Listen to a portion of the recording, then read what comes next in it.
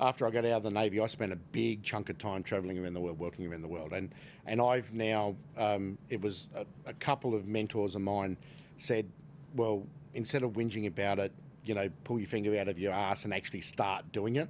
So I'm coming back to Australia to fight. God bless you.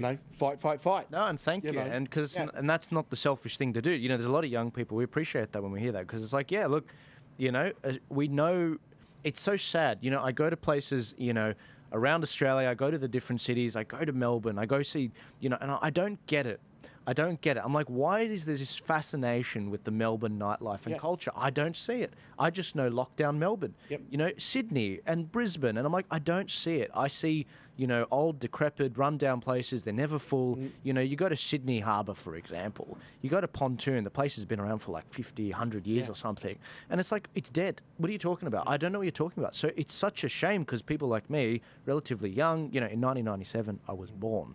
So it's like, holy shit. Yeah, I'm a baby. Finished my first career by then. Exactly, and that's the point. You guys came up at it. You know what can be done when you get the F-wits out of government, when you've got people that actually manage it relatively well.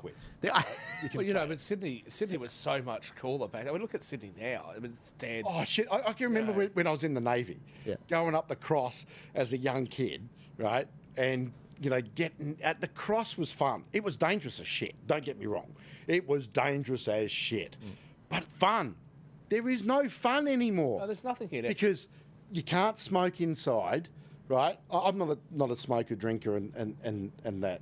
I have been in the past. I used to smoke and drink and carry on. Let's just say I am one, and government, leave me alone, right? Yeah, exactly. I'm 40. If I want to smoke, I'll smoke. But our clubs and pubs are suffering because you can't have a smoke, right? You can't have a drink. And look, the people that want to go to those places, we want three things: smoke, drink, and a punt. And the government's trying to fucking shut all three down. Yeah, but stop it. So they don't want to fully colour it. They don't want to fully colour it. What they're doing in the UK. They've done this in the UK. Yeah. You got these stupid rules here, like you can smoke there, but you can't drink. You can drink here, but you can't smoke. You can't do both at the same time. I was just at a club a couple of days ago, right? I'm sitting there, and I said, "Oh, look, we'll grab some nuggets or just something to snack on while we're, And there's a sign there: no food permitted in this area. I'm like, look, government, I get it that you don't want me smoking in an eating area. Do not tell me that I'm not allowed to eat in a smoking area. If I choose to eat in a smoking area, why do I need you, government, to come over and go, oh, no, you shouldn't do that? Yeah. Right? But it's personal choice. Isn't it? It should be our choice to fuck up our lives. No. Yeah. 100%. If I want to fuck up my life, right, let me do it. Yeah, at least then I've got the pleasure of fucking up my life, not having you government do it for me. Yeah. Right? You've already taken away all my other choices. And that's what percolates all of this, right? Yeah. It's the big brothers watching, big sisters watching. You can't do this. They're like parenting you and being paternal. Like, oh no, you can't do that. Give me those cigarettes. Give me this. Give me that. If I truly believe that if it's a bad thing, it's like survival of the fittest. Okay, like it is what it is. But the problem is, Albo wouldn't have created 1 million jobs. Because they're all in government departments. And that's the point. It's not enough to close it down. It's just enough to tax it and suppress it and make it annoying. There's a bit of vice in order to have things right? Virtuous. You've got to have a bit of vice. Let people have them. How boring would life be without it? Right? Doesn't tobacco increases testosterone as well? Yeah. There you go. Does it? Yeah. So, so one of the things that you can do is those nicotine patches. Yeah. I've got one on. Yeah. And the gum. Apparently, from go and research this, people. I haven't done the full research on it. I'll end up in Bayswater jail or something. Guantanamo, yeah.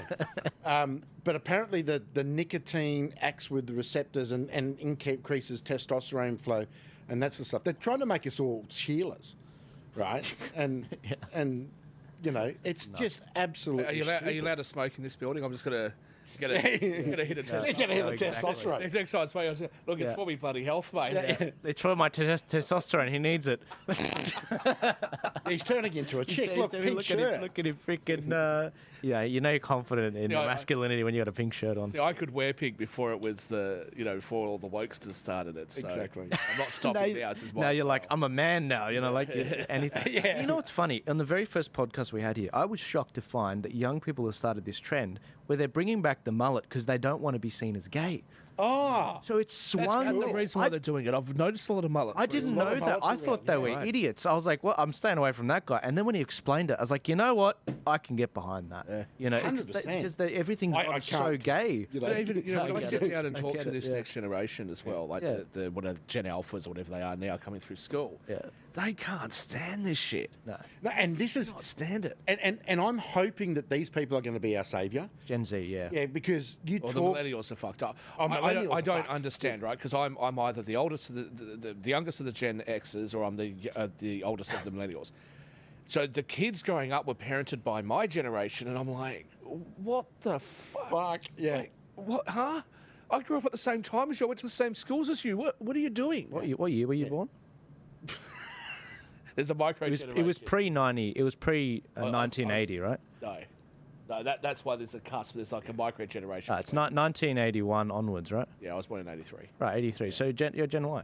I mean, that's millennials. Gen Y, Yeah. millennials. Yeah, same thing. But as I said, there's a micro between the two. Is there? Yeah, yeah. So the right. oldest of us, the oldest of the Yeah, millennials, every generation actually overlaps. yeah. Oh, The okay. one before, I so thought it was just 20 years. I mean, from 96. They There's do a that for 6-year statistic.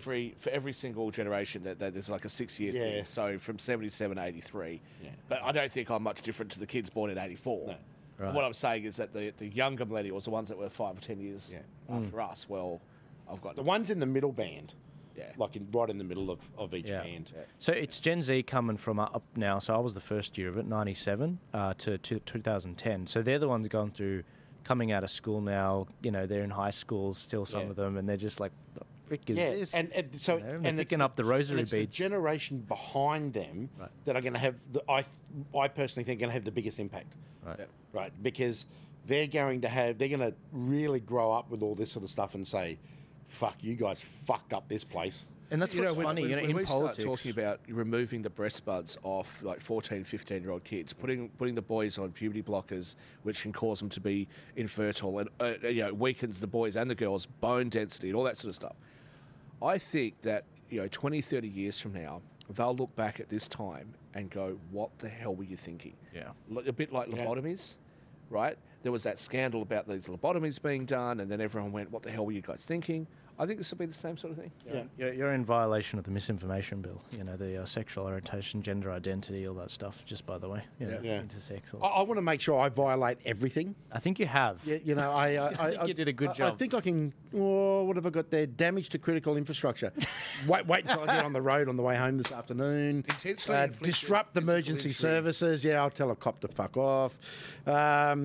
Yeah. Like, I reckon I could cover all that. Yeah, I reckon. And go back, significant and far-reaching consequences.